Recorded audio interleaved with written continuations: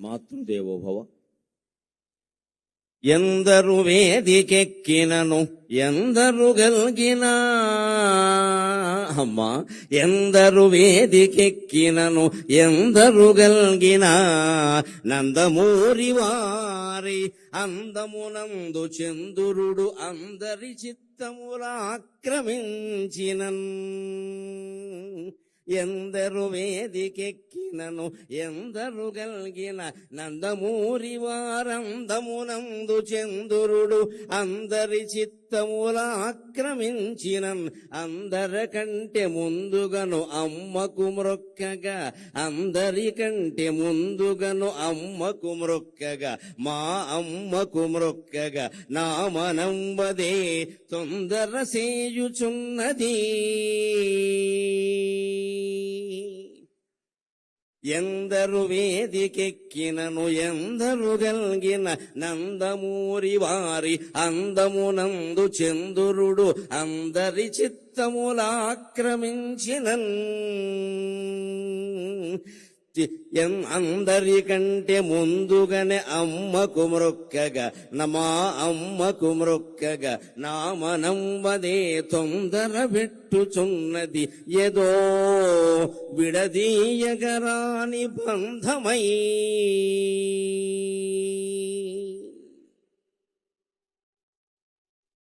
ఎన్టీఆర్ అంటేనే ఎన్ అంటే nationality, tea అంటే తెలుగు, ఆర్ అంటే రసస్ఫూర్తి.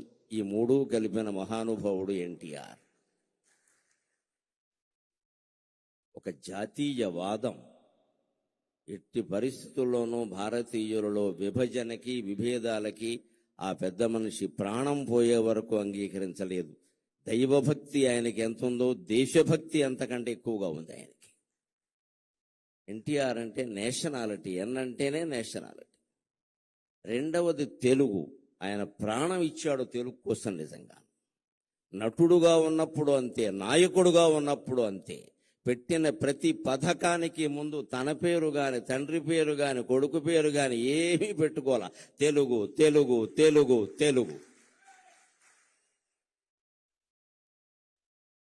తరువాత ఎవ్వరు ఆ పథకాన్ని కొనసాగించినా ఎటువంటి ఇబ్బంది లేకుండా తెలుగు జాతి అంతా పరవశించే విధంగా ప్రతి పథకానికి తెలుగు అని పేరు పెట్టాడు ఆయన. ఎవ్వరూ దాన్ని మార్చవలసిన అవసరం లేదు, ఆలోచనే రాదు. అంత భక్తి, అంత ప్రేమ తెలుగు అంటే ఆయనకి. ఇక మూడవది రసస్ఫూర్తి. ఇది చాలా మందికి తెలియదు. అందరూ నటులు కాలేరు, అందరూ కవులు కాలేరు, పండితులందరూ వక్తలు కాలేరు, పండితులందరూ అవధానులు కాలేరు. రకరకాలు, కొందరు అవుతారు, కొందరు అవ్వరు.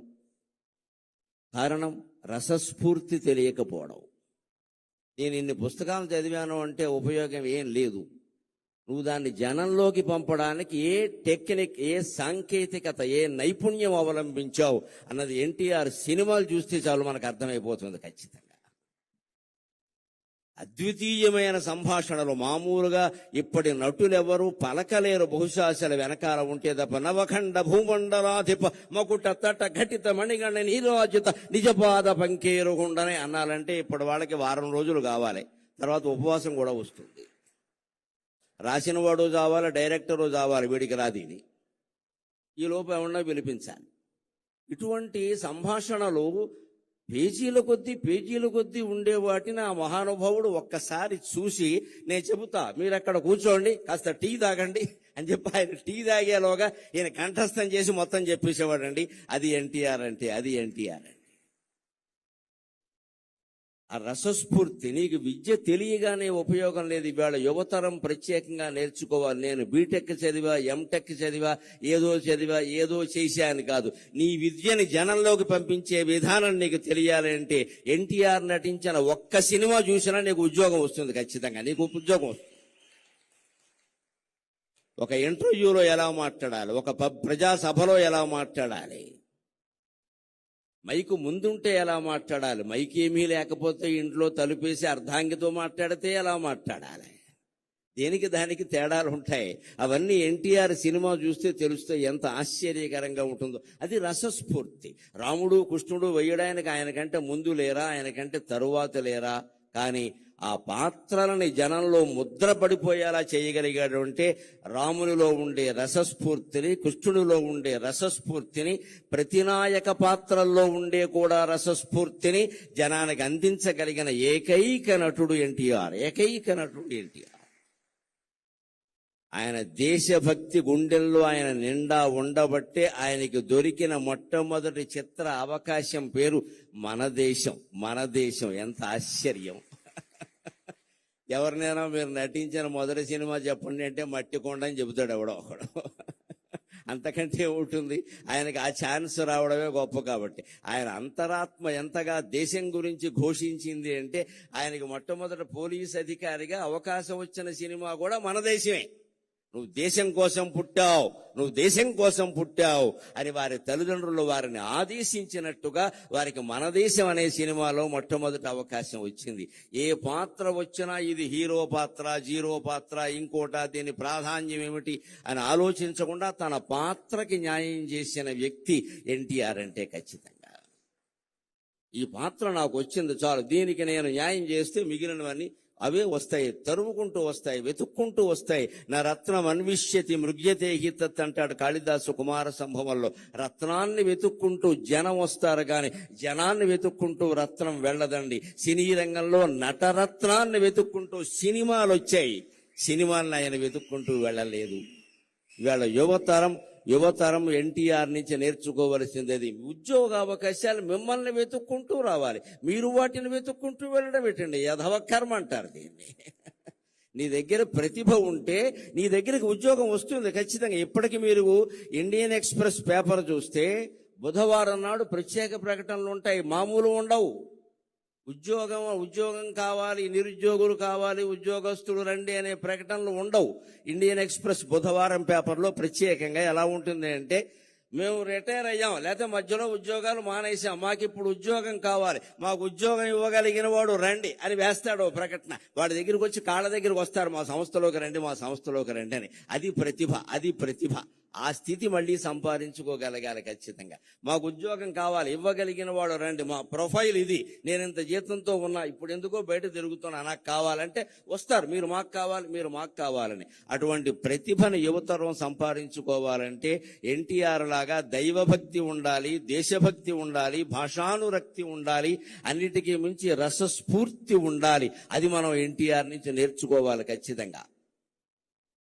మన దేశమున పాదమోని, మన దేశం అనే చిత్రంతో ఆయన రంగప్రవేశం చేశారు. అక్కడి నుంచి ఆయన నటించని పాత్ర లేదు. అన్ని రంగాలకి సంబంధించిన అన్ని పాత్రల్లోనూ నటించారు. మన దేశమున పాదమోని నట పద్మశ్రీ పురస్కారియై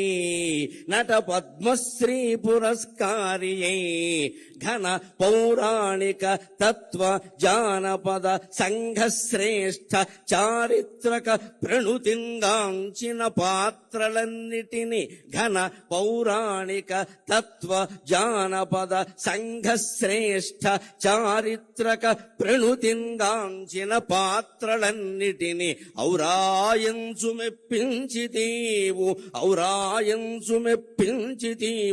అనగా స్వర్గమునేలు పాత్రగొనినావా రమరాయ ప్రభో.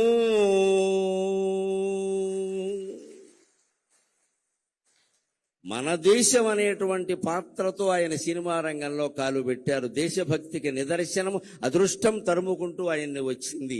అదృష్ట దేవత, దురదృష్ట దేవత రెండూ ఎప్పుడూ తలుపు తడుతూనే ఉంటాయండి. గ్రహించాలి అందరూ కూడా. రెండూ తలుపు తడుతూనే ఉంటాయి. కాలింగ్ వెళ్ళకి మంచి చెడ్డ తెలీదు, ఎవరు నొక్కినా మోగుతుంది. కానీ అదృష్టానికి దురదృష్టానికి తేడా ఏమిటంటే, అదృష్ట దేవత తలుపు కొడుతుంది, నువ్వు వెంటనే తీయకపోతే వెళ్ళిపోతుంది. శని దేవత ఉంది, తలుపు కొట్టి అక్కడే జుట్టు విరబోసుకుని నూనె రాసుకోకుండా కూర్చుంటుంది. నువ్వు తీసే వరకు కూర్చుంటుంది. అర్ధరాత్రి తీస్తే అర్ధరాత్రి వస్తుంది ఖచ్చితంగా. ఎందుకంటే నిన్ను పట్టుకోవాలని దానికి ఆసక్తి. గ్రహించుకోవాలి. అదృష్టం తలుపు తట్టినప్పుడే మనం తలుపు తెరవాలి ఖచ్చితంగా.